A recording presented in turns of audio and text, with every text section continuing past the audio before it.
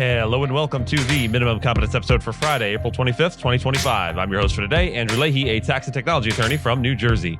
On today's episode, big tech under bipartisan fire, the ABA sues DOJ over defunded grants, Trump's lawyer struggles to defend executive orders in court, and the indefensibility of the SALT deduction.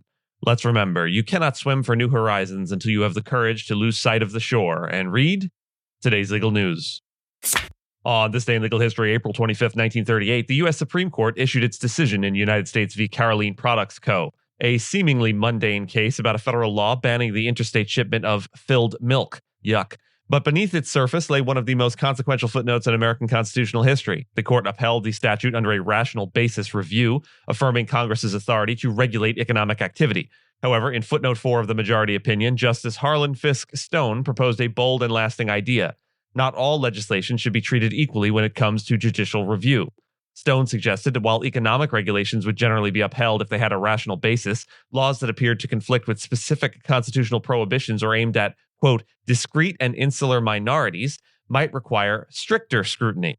This footnote planted the seed for what would become the modern system of tiered judicial scrutiny, rational basis, intermediate scrutiny, and strict scrutiny used to assess the constitutionality of laws under the equal protection and due process clauses. Though Footnote 4 was not binding, it became one of the most cited and influential passages in constitutional law. It signaled a shift away from the Lochner-era deference to economic liberty and toward more robust judicial protection for civil rights and liberties. The idea that courts have a special role in protecting politically powerless groups fundamentally shaped later decisions in cases involving racial discrimination, free speech, and voting rights.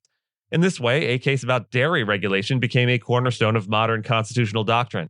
Carolene Products illustrates how even minor legal disputes can produce major legal revolutions, one footnote at a time.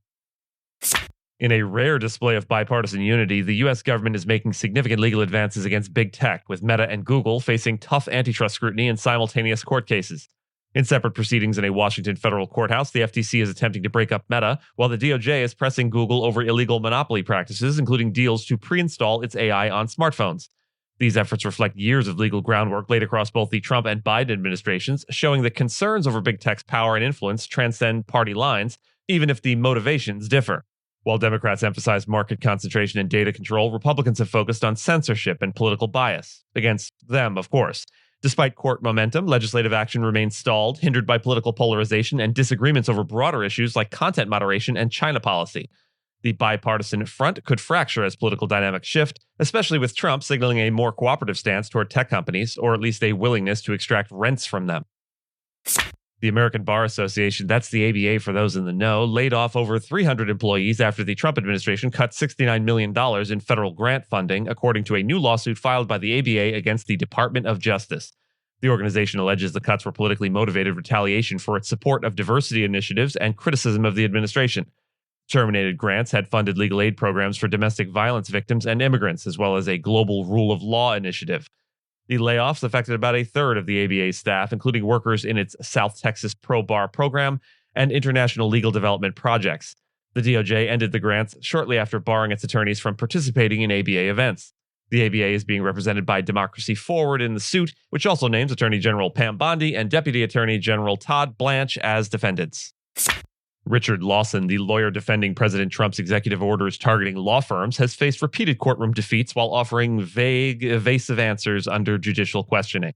In 4 separate cases now, courts have temporarily blocked Trump's orders, which aim to punish firms like Perkins Coie and WilmerHale for their roles in legal actions against him by revoking security clearances and threatening government contracts. Judges have openly criticized the orders as retaliatory and politically motivated. Despite this, Lawson has often appeared alone in court, prompting speculation that even the Justice Department is reluctant to back the arguments he's tasked with presenting. His vague responses and visible discomfort have drawn scrutiny, especially given his political ties to Attorney General Pam Bondi and his role at the pro-Trump America First Policy Institute.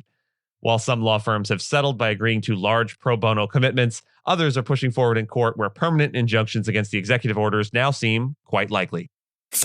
In a piece for Forbes I wrote earlier this week, I argued that the state and local tax deduction is fundamentally flawed and difficult to defend. Though often framed as a benefit to the middle class or a protection against double taxation, the deduction overwhelmingly favors wealthy households and creates inequities in the federal tax system. It allows states to impose high taxes without facing full political accountability, effectively outsourcing part of the cost to the federal government. The 2017 cap of $10,000 was a step in the right direction, and data shows that repealing it would benefit primarily the top 20% of earners, not typical working families. Unlike other personal expenses like rent or groceries, which aren't deductible, SALT gets special treatment without clear justification. If we care about fairness, progressivity, and honest budgeting, it's time to seriously consider scrapping the deduction altogether. And with that, and as always, I thank you so much for listening to Minimum Competence, your daily news podcast for lawyers. If you're looking for more than minimum competence, links to further reading and all the topics touched on today are in the show notes. And reviews go a long way towards helping new listeners to find our show. If you have a moment and leave a rating or review on your podcast player, we'd appreciate it.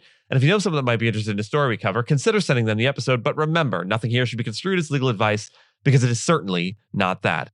Minimum Competence is available at minimumcomp.com and wherever it is you get your finely crafted podcast. If you haven't checked out the website in a while, give it a look. There are complete transcripts and resources for each episode and its corresponding segments, as well as an opportunity to receive new episodes in email, newsletter, form. We'll see you back here on Monday, and until then, note, we like to close out the week of shows with a featured musical piece that will make these Friday episodes seem especially long. We hope you'll stick it out and enjoy the featured piece, but if music, and specifically classical music, isn't your bag, we get it. Our mouth sounds unrelated to the week's closing music ends right here. This week's closing theme is the final section of Finlandia, Opus 26, by the Finnish composer Jean Sibelius, performed here in its piano version.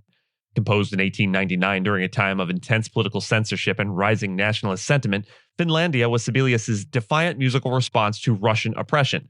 The tone poem was originally part of a series of historical tableaux performed as a protest against censorship, with Finlandia serving as the rousing finale.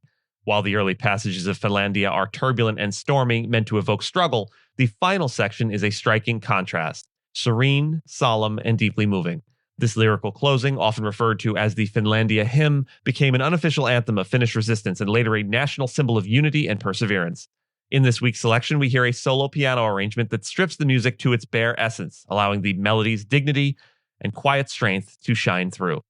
Sibelius once said, "Music begins where the possibilities of language end," and in Finlandia's final moments, words do indeed fall away. What remains is a profound expression of hope and resilience, qualities that have made this music resonate far beyond Finland's borders.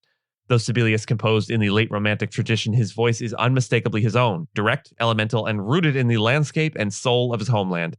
As we close out the week, let Finlandia remind us that even in times of turbulence, grace and resolve can still find their voice. Without further ado, Finlandia, Opus 26, the final movement. Enjoy.